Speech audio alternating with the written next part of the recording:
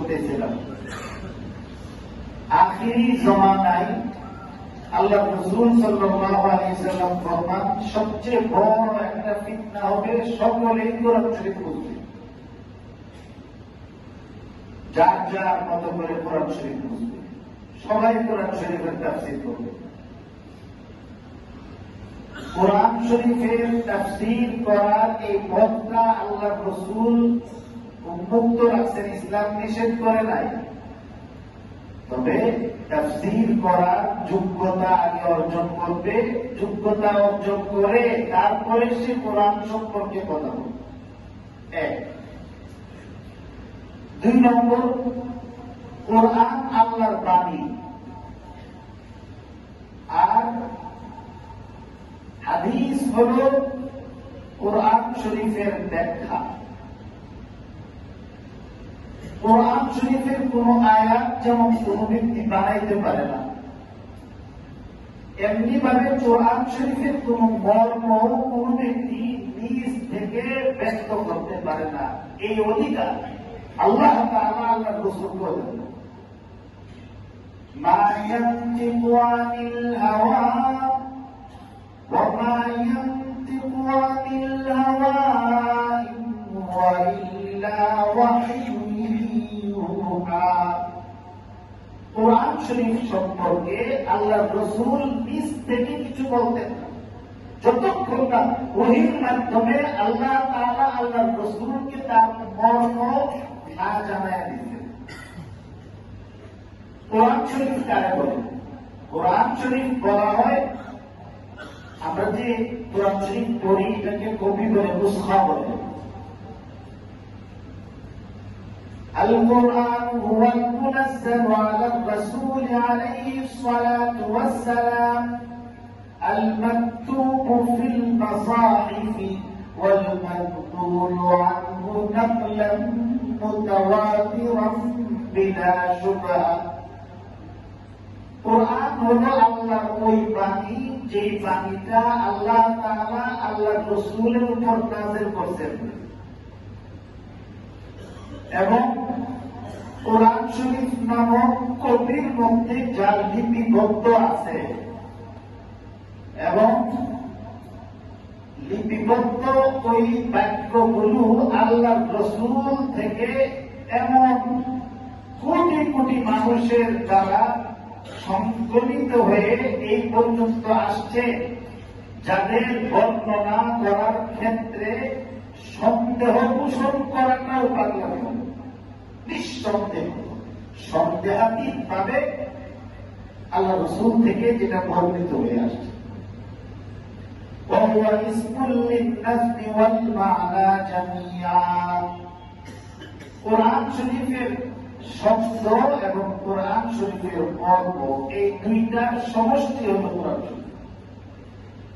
আল্লাহর কথা, আল্লাহর মর্ম। শব্দটা যদি আল্লাহ রাখে, মর্মটা যদি নিজের মতো করে বানায় বলে, তাহলে এটা কোরআন না। কোরআন শরীফের তাফসীর তো কাদিয়ে নেওয়া হয়েছে। মির্জা গোলাম কোরআন শরীফের তাফসীর লেখছে, এটা কি তাফসীর নাকি? আমি একদিন বলছি, রবীন্দ্রনাথ ঠাকুরের জুতার মধ্যেও তো দাঁড়িয়ে ছিল চুল, তো এই যে লম্বা এত বড় চুল আসিল, রবীন্দ্রনাথ ঠাকুরের মুখের এটা দাড়ি না, এটা পশম।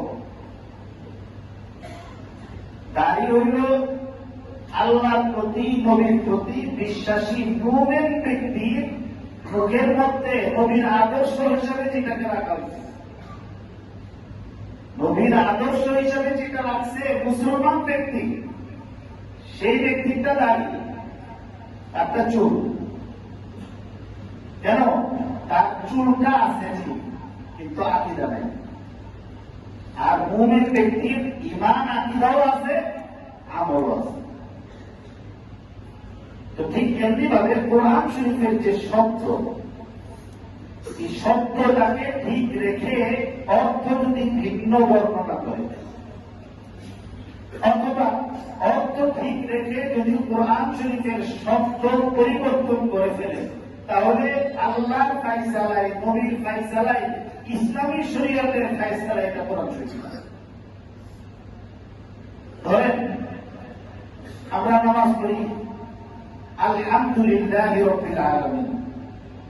আলহামদুলিল্লাহ প্রশংসা, আলহামদুলিল্লাহ প্রশংসা, সমস্ত প্রশংসা আল্লাহর জন্য। আল্লাহর জন্য বরাদ্দ যিনি সমস্ত জাহানের পালন করতেন। এখন আলহামদুলিল্লাহ শব্দটা না বলে সমাপ্তবোধক কোন অন্য আরবি শব্দ যদি এনে আমি নামাজ পড়ি আসসালামু লিল্লাহি রাব্বিল আলামিন,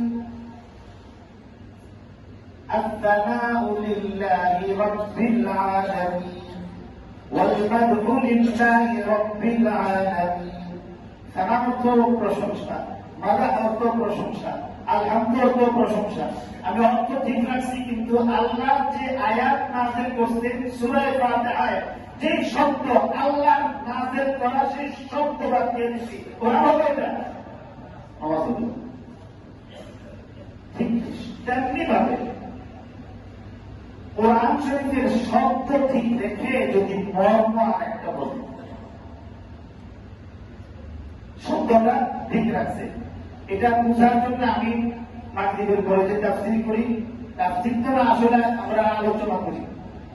এই আলোচনা আমি বলছি যে আমাদের দেশে এমবিবিএস ডাক্তার আছে, এমবিবিএস এর একটা অর্থ আছে, আমি বলি যে আসলে বাক্যের ধারা অনুসারে এটা আসলে এমবিবিএস না, বিএমবিএস। এমবিবিএস হল bachelor of medicine, bachelor of surgery. দুই তফসিল করতে তার এই কথা বলার জন্য আমি বলছি। আরবিতে দরপুন শব্দ, যারা ছাত্র আছে আলেম আছে ওনারা জানেন দরপুনের তিনটা অর্থ। একটা অর্থ হল আঘাত করা, মারা। দরপুনের আরেকটা অর্থ হল দৃষ্টান্ত পেশ করা।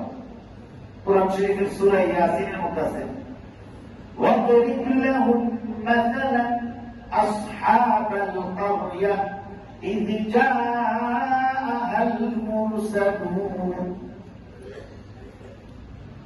وَاضْرِبْ لَهُمْ مَثَلًا رَجُلَيْنِ لِأَحَدِهِمَا جَنَّتَيْنِ مِنْ أَعْنَابٍ وَحَفَفْنَاهُمَا بِنَخْلٍ وَجَعَلْنَا بَيْنَهُمَا زَرْعًا। আল্লাহ তাআলা কোরআন শরীফের মধ্যে দর্পণের একটা অর্থ দৃষ্টান্ত বর্ণনার কথা আছে। দর্পণের আরেকটা অর্থ হল ভ্রমণ করা, সফর করা। যখন কোরআন শরীফের কোন একটা শব্দের একাধিক অর্থ থাকে, তো ওই শব্দটার কোন অর্থটা হিসাবে আল্লাহ তাআলা এই আয়াত নাযিল করছেন, আল্লাহর কাছে কোন অর্থটা এখানে আল্লাহর পছন্দের, এই আয়াতের অর্থ কোনটা আল্লাহ তাআলা হযরতে জিবরীল আলাইহিস সালাতু ওয়াস সালামের মাধ্যমে আল্লাহর রাসূলকে জানিয়ে দিয়েছেন। এখানে অনেক অর্থ, কিন্তু এখানে অর্থ হলো রাসূলুল্লাহ সাল্লাল্লাহু আলাইহি সাল্লাম হযরত মুসা আলাইহিস সালামের আঘাত করা এই আয়াত সম্পর্কে বলছেন যে এই লাঠি দিয়ে পাথরের মধ্যে আঘাত করো, তাহলে মুজিজা হিসাবে 12টা ঝর্ণা সৃষ্টি হবে। তো সেই ব্যক্তি তর্জমা করছে ইদরিব বিআসাকাল হাজার, হাজার মানে হলো পাহাড়, হাজার মানে পাহাড়, লাঠি মানে লাঠি, আর ইদরিব মানে তুমি যাও, মানে তুমি তোমার লাঠি নিয়ে পাহাড়ে যাও, গেলেই সেখানে দেখবে 12টা ঝর্ণা ধারা প্রবাহিত হয়ে আছে। আল্লাহ কি বলল, রাসূলে কি বলল, আর সে কি বর্ণনা করল, এটা তো মোমবাতি বড় যেতের মতো, মোমবাতি বড় যায়। এই জন্যে যে কেউ কোরআন শরীফ তাফসীর করতে পারে না, তাফসীর করার জন্য আগে মুফাসসির হওয়ার যোগ্যতা অর্জন করতে হবে। গ্রামগঞ্জের মধ্যে যারা মামলা মোকদ্দমা চালায়, এমন বহু মামলাবাজ ব্যক্তি আছে সুপ্রিম কোর্টের অনেক অ্যাডভোকেটের মাথা ভেঙে যেতে পারে। অ্যাডভোকেটরাও তার কাছ থেকে পরামর্শ দেব, এমন মামলা বুঝে। কিন্তু তাই বলে কি হাকিমের আদালতে সেখানে কথাবার্তা করতে পারবে? অ্যাডভোকেট হওয়ার এই ডিগ্রি নেওয়ার পরেও সে কথা বলার অধিকার রাখে না যদি সে সেখানে তালিকাভুক্ত না হয়। অনেক মানুষ আছে ড্রাইভিং জানে, যারা গাড়ি ঘোড়া ঠিক করে। এখানে এই গ্যারেজগুলির মধ্যে বহু ছেলে আছে যে ড্রাইভার 1000 বার মহিলা 5000 বার চিন্তা হইলে যেই পরিমাণ ড্রাইভিং করতে পারবো এর চেয়ে ভালো ড্রাইভিং করতে পারে, লাইসেন্স নাই। সে যদি গাড়ি নিয়ে রাস্তার মধ্যে নামে তো দেশের প্রচলিত আইনে অন্যায় হবে। কেন? তুমি ড্রাইভিং জানো, কিন্তু গাড়ি নিয়ে রাস্তায় নামার অনুমতি তোমার নাই, আগে তুমি অনুমতি নাও। তো ঠিক কোরআন শরীফ দিয়েও যে কেউ আলোচনা করতে পারে না, যে কারোর আলোচনায় এটা কোরআন শরীফের তফসির হয় না। এই জন্য মসজিদের মধ্যে কে তফসির করবো না করবো আপনার একটা লিস্টেড পাঠাই দেন, আমি চিনিও না জানিও না, আর এখানে গরু দিয়ে আরাম করে। এখন ওই লোকে যদি কোরআন শরীফের তফসির করার যোগ্য না হয় আর আমাকে নিয়ে যদি এলান করেন এই লোকের তফসিরের দ্বারাতে যদি সাধারণ মানুষ বেঈমান হয়, এটা তাই দিয়ে আপনি নেবেন আমাকে দ্বিতীয় চাপটা মানে। এই জন্যে মসজিদের মধ্যে সব এলান করার কি দরকার? এটা আপনারা যেখানে যেখানে যে পারেন এইগুলি করেন, মসজিদে যে কোনো এলান এখানে পাঠাবেন না। এর দ্বারাতে আমার অবস্থান একজন খতিব হিসাবে ইমানি দায়িত্ব এটা যেমন প্রশ্নবিদ্ধ হয়, আপনিও ক্ষতিগ্রস্ত হবেন, আল্লাহর কাছে আমি দায়ী থাকবো। আর এটা বলেন হুজুরের কাছে পাঠিয়েছি, হুজুরে আলাপ করছে, হুজুর মনে আমাদের শত্রু। এমন শত্রু মনে করলে শত্রুরে বিদায় এনে দেবেন।